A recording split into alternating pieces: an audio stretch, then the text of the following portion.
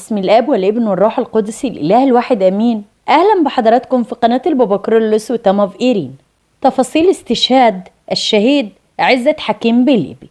ورجاء محبي قبل ما ادخل بحضراتكم على موضوع الفيديو كل التفاصيل، لايك وشير عشان نسمعوا كل واحد تسوي له نفسه انه يسافر ليبي، وكل انسان قاعد في ليبي ومقرر انه يخاطر بحياته. تهمة الشهيد عزت كانت تهمة غريبة جدا، وهو حيازة إنجيل مقدس، بمعنى إن لو في مسلم معاه قرآن كريم ده بيعتبر إنه جريمة ويتم القبض عليه. معرفش، هو الكلب مكياليا شغال في كل الدول العربية صراحة. الحقيقة كاملة هتعرفوها في السياق اللي هحكيه لحضراتكم. مين هو الشهيد عزت؟ هو اتولد بأسيوط سنة 1968، وارتبط واتجوز بإنسانة محترمة جدا بنت الرب يسوع المسيح واسمه السيدة رجاء، وربنا رزقهم بولد وبنت أندرو وشيري. خد عيلته وسافر على ليبيا بغرض إنه يحسن يعني ظروفه المادية، وتفاجئوا في يوم 11/2 بعربية مصفحة وعربية تانية مجهزة بس بشكل غريب. العربية كانت بيطل منه أفواه البنادق، وكانوا من الجيش الوقائي، وكان معاهم جماعة أنصار الشريعي. اقتحموا محل الشهيد عزت الخاص به وقبضوا عليه بشكل مرعب جدا، مصحوب بهتافات من البعض: نصراني نصراني، الله أكبر الله أكبر. صيحات النصر لما تبقى في غزوة أحد أو غزوة من غزواتكم اللي كنتوا بتطلعوها، لكن صيحات النصر ما تجيش على دولة صديقة مواطنها قاعد عندكم في معاهدات بينك ما بينه إنه شعبك يكون آمن في مصر وشعبني يكون آمن في ليبيا. والحقيقة وقت ما قبضوا عليه زوجته وأطفاله اترعبوا من الخوف وبكوا وصرخوا وترجوهم وتوسلوا إليهم إنه يرحموه ويسيبوه لأنهم في غربة وملهمش غيره. بقى الشهيد عزت يعافر معاهم ويقول لهم ايه التهمة او ايه الجريمة اللي انا ارتكبتي. طبعا ما ردوش على تساؤلاته ولا توسلات زوجته وهي تطلب منهم انه يقولوا لهم بس عمل ايه التهمة وايه الجناية اللي عملها عشان يسحبوه بالشكل المرعب ده. طبعا لا حياة لمن تنادي. واحبائي ايضا قبضوا على ناس كتيرة تاني مسيحيين لنفس السبب المجهول كان في وقتي وما كانوش يعلنينه. أما لما المسيحيين من محلاتهم ومن أماكن شغلهم وسكنهم طلعوا بالعربيات المصفحة بتاعتهم يجروا زي المجانين بالظبط. من الناس داي واحد اسمه عيسي اتقبض عليه معاهم كمان. عيسي هو اللي حكي وقال ايه اللي حصل مع الشهيدة عزت، لأن السلطات المصرية قدرت إنهي تفرج عن عيسي، لكن ما لحقوش يا عيني الشهيد، ما لحقوهوش ابدا الشهيد عزت ولا طلعوه، لان اللي حصل له واللي هحكيه لكم فوق الاحتمال. عيسى وزميل ليه تم الافراج عنهم بواسطة السلطات المصرية بعد قضاء عدة شهور طويلة جدا في السجن الليبي، وهم قابضين عليهم بتهمة حيازة انجيل مقدس.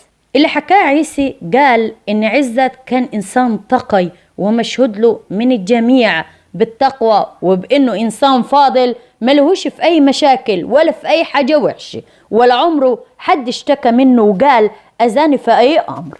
قال ان الشهيد عزت حتى اللي مسجونين معاه كانوا بيشهدوا في حقه، وكانوا بيقولوا انه انسان مبارك وانسان بتاع ربنا بجد، لكنهم هناك كانوا بيعملوه زي المجرمين بالضبط، وكأنه عمل حاجة وحشة جدا وصعبة جدا. من أول ما راحوا هناك ما عرفوش إيه تهمتهم بالضبط، لحد ما عدى وقت طويل وعرفوا كل المقبوض عليهم إنه التهمة حيازة الإنجيل المقدس، وبالتالي قالوا إنكم بتبشروا. الحقيقة الشهيد عزت أيوة مؤمن بالرب يسوع، لكنه ما كانش بيبشر ولا حاجة، هم بس حبوا زي الهوش اللي بتحصل عندنا هني إنهم يلموا المسيحيين عشان رزقهم ماشي ومحبوبين جدا وناجحين ومعاهم فلوس. حكى عيسي انهم شافوا المرار والعذابات اللي عدت عليهم ما كانتش اقل من عذابات شهدائنا في ليبيا وشهدائنا القدامى. قال ان الايام كانت مستقرة والدنيا كانت زي الفل، قبل ما تسيطر الميليشيات المسلحة والجيش الوقائي على مناطق بعينها في ليبيا وتقريبا على معظم المناطق. قال انهم كانوا بيتعلقوا وبيتكهربوا وبينضربوا ضرب مبرح جدا، وكانوا دايما بيسألوا احنا عملنا ايه بالظبط. كان دايما اللي بيضربوهم بيسألوهم ايه حكاية الانجيل اللي موجودة معاكم مع كل شخص فيكم، وكأن الانجيل تهمة. طب ما لو الانجيل تهمة يبقى القرآن تهمة، ازاي يبقى مصرح بالقرآن مع اي مسلم في الغربة والمسيح ما يبقاش مصرح بالانجيل معاه في اي مكان؟ ولو كانوا فعلا مسلمين موحدين بالله وعارفين دينهم حقيقي كان عرفوا كويس قوي ان اللي بيعملوه دي جريمة يعاقب عليها الله قبل ما يعاقب عليها القانون. انا مش بقول بص في دينك او بص في قرآنك عشان تعرف ان هو بيقول ان اليهود والمسيحيين دول اديان سماوية، لكن بقول لك بص في كتابك عشان ما تاكلش في الاخرين، عشان ما تعديش وناس اخرين ليهم اديان سماوية معترف به من قبل قرآنك انت اصلا. اللي حصل ليهم اثناء حبسهم انه في ليلة من الليالي سمعوا تعذيب وسمعوا صراخ وسمعوا كأنه المكان في حاجة بتخبط فيه خبط جامد، وكان الصوت جاي من ناحية الزنزانة اللي محبوس فيها الشهيدة عزت. الدنيا هاجت وماجت، فطلعت المساجين كل تشوف ايه الحكاية، وبصوا من الشبابيك الصغيرة اللي بتبقى ما بين الزنزانة والزنزاني، وإذا بيهم يلاقوا الشهيد عزت غرقان في دمه ومرمى على الأرض، ويدوبك من الشبابيك الصغيرة قادرين يشوفوا. قعدوا يصرخوا بصوت عالي عشان حد ينقذوا ويغيثوا، فإذا بيهم يلاقوه فاق لمدة لحظات وبيقول لهم أنا سامع أصوات ترانيم ملائكي، أصوات عالية جدا وهتاف أنا حاسس بيه، أنا شاعر إني في السماء. وكمل وقال لهم أنا حاسس إني سبت الأرض بكل الوجع والألم اللي عليه. ولحظات وصعدت روحه الطاهرة إلى أعلى السماوات في أحضان الشهداء والقديسين.